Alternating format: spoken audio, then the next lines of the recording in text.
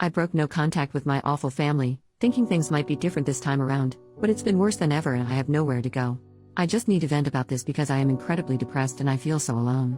I went no contact with my family when I first left for college at 18. It lasted 2 years and then it eventually went low contact because I felt guilty about not talking to them. My mom was extremely abusive. She would strangle us, punch us in our backs, etc. You know how it goes. She never physically abused us when our dad was around, but the verbal abuse was enough to make him consider leaving her. Because of this, I have severe depression and PTSD and I had to go on medical leave from college. My mom begged me to come home for around 2 months before I gave in. I missed having a family and I am so stupid for being weak and giving in. Since I've been back, my mom has been doing weird things. She'll want me to get drunk with her, but I really can't drink alcohol because I'm on Celexa.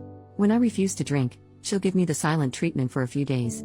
I'm always getting the silent treatment and it hurts. Today my mom asked me if I wanted to just live here and not go back to school. That made no sense. Why would I want to not complete my education? Also, I don't like the constant silent treatment, so I don't like being here.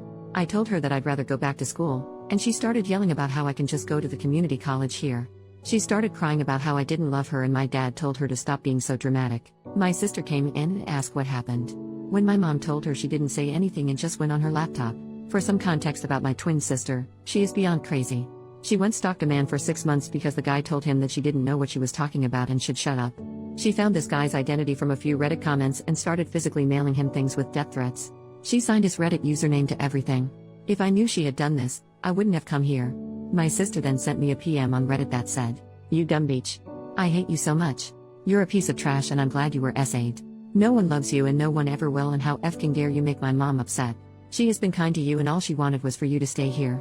You're never going to be anything and I know you've been feeling suicidal, so why stop feeling that way and just go unalive yourself? No one will care. Your boyfriend broke up with you last year and I think that just goes to show that no one cares about you. I hope you get SA'd again, but I should stop talking before you call the cops on me like you used to do to mom when we were kids.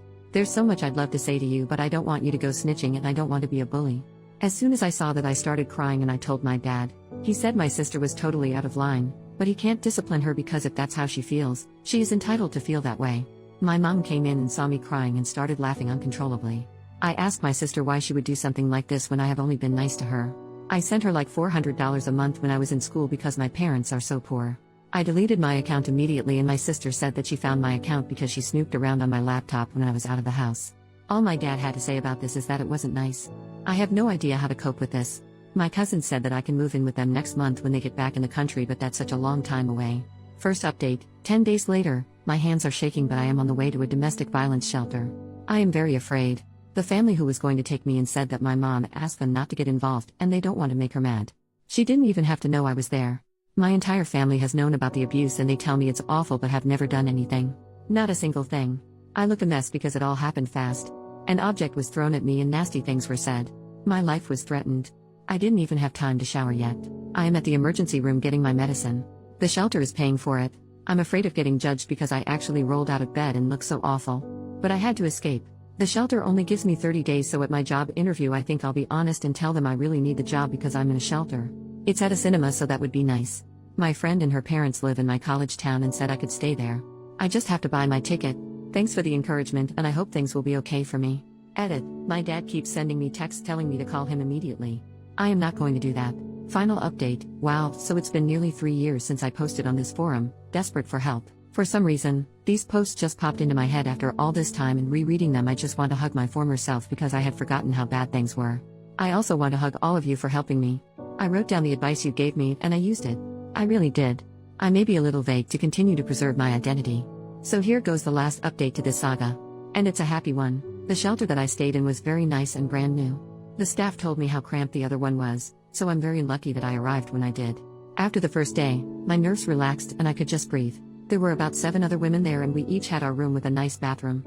I was the youngest there and the other women gave me advice about life and they even did my makeup for interviews. We each took turns cooking, per the rules, and we developed a nice bond. The staff was so amazing and they also talked to me about life. I felt so safe at this place because of the security. Oh, I almost forgot. A church group came to give quilts they had made for us and I still have mine. Sometimes I snuggle with it and think of how far I've come. I love that quilt and I wash it very carefully. We also had group and individual therapy which really helped. I know every shelter experience isn't like this, but please don't be afraid to just leave when things get bad. Family abuse counts as domestic violence. I was able to find a job that paid more than the movie theater offered, and I told them that I didn't plan on going back to school in the future. Yes, it was a lie, but there was no way I could afford rent by working at a movie theater. I decided to look for my own place instead of just staying with a friend that offered because I needed stability, and if things got bad, I didn't really have a support net and would have to start over. I had no reason to think things would go bad, but after leaving such a bad situation, I guess nothing felt secure for me anymore. I rented a room and my roommate was never home because he was a truck driver.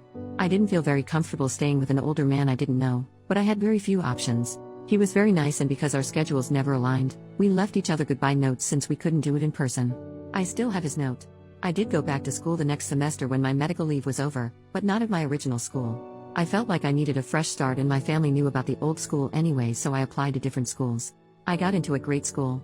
I told my story, of everything I had survived, in the essay. When my sister told me that I wasn't going to be anything, she was wrong. And I think she knew she was wrong in her assessment of me. I graduated this year and I have stability that I've never known before. Although I'm a few years older than I wanted to be when I graduated, I realized that sort of thing doesn't even matter, and the medical leave was beneficial.